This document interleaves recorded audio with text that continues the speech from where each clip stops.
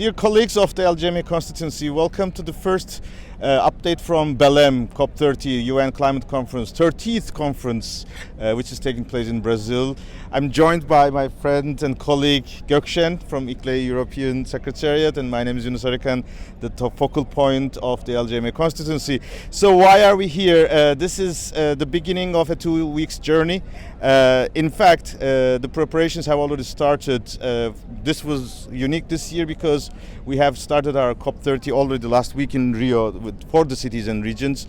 Why COP30 is important? Because this is the year where the new climate plans will be submitted, and we of course want them to be ambitious but equally more multi-level, and of course they will have to also demonstrate how much progress they have achieved since Dubai and Baku in terms of finance commitments, in terms of mitigation commitments, which of course doesn't look like so bright. Therefore, this is the moment to make sure that climate battle is not over.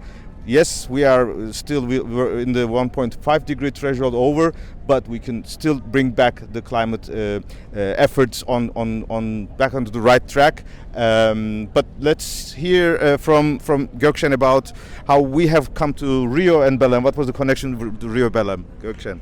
So, as Yunus mentioned, last week we had the Local Leaders Forum in Rio, where the hundreds of local leaders came together to actually remind their commitment to climate action, and then to say that they are here to deliver and they are here to implement if they are given the necessary enabling conditions. So we are here in Belém right now.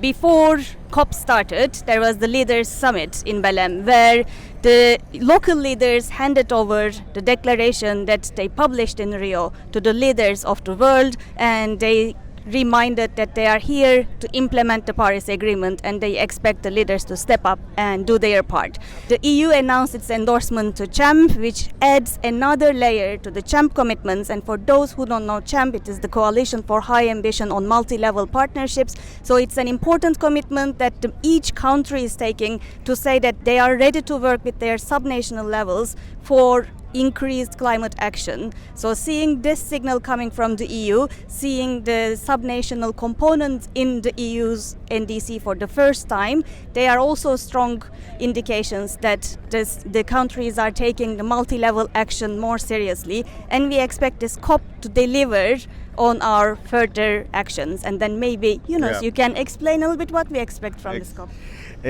Exactly. The European and the 77 other countries, of course, are demonstrating leadership on increasing the engagement of local and subnational for their national climate plans. But of course, we are talking about 190 countries of the parties to the UNFCCC. So the LGMA constituency always come with their strategies developed, and that's exactly the connection.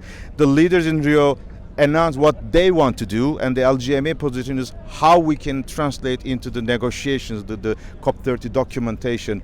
In that regard, we have the main perspective that it should be, Belém should build the foundation to embed multi-level action and urbanization into the action agenda. This is the implementation phase that we are going through. Of course, we have also other perspectives on finance, just transition, adaptation, the governance discussions.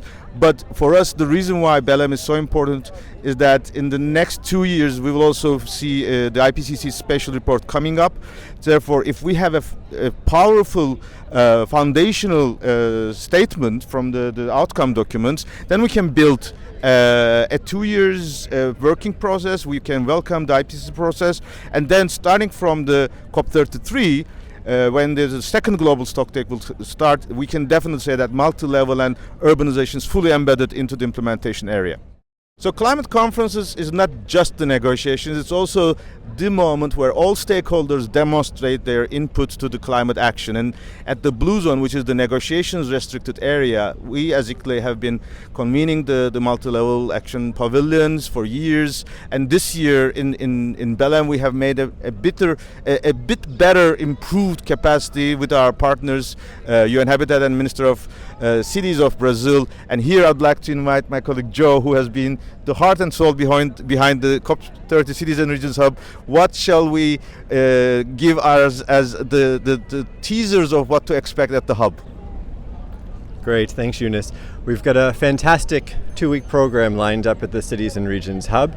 Again, in partnership with UN Habitat, with the Brazilian Ministry of Cities, and our principal strategic partner, Abrainki. And kicking off on Tuesday, full program highlighting what cities and regions are doing to really drive multi-level climate action forward worldwide, in alignment with the thematic axes set forth by the presidency. So come join us in the Blue Zone if you're here, and looking forward to showcasing what powerful work local and regional governments are doing. And I think there will be some other surprises. For example, for the first time we will have an urban neighborhood. You will see exactly the atmosphere of living in a city reflected into the Blue Zone. And I think we will also continue to have our LGMA daily briefings, our partner sessions. We will also connect to the Ministerial of Urban and Climate. In that regard, Cities and Regions Hub will be the home for our subnational delegations, but of course we will also connect to the other pavilions, action agenda, and more importantly, this will be the place where we'll build the partnerships, announcements such as our new initiatives, new reports coming up.